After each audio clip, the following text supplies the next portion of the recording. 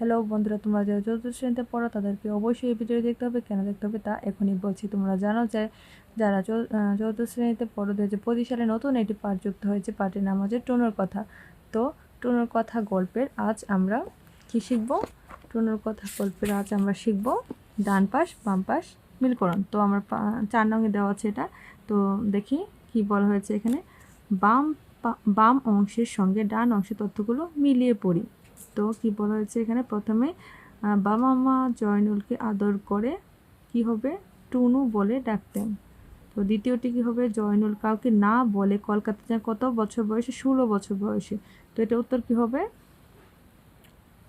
এখান থেকে এসে এসে এই যে 16 বছর বয়সে। তো দেশে বড় রকমের দুর্ভিক্ষ হয়, এটার উত্তর কি হবে 1350 সালে। 1350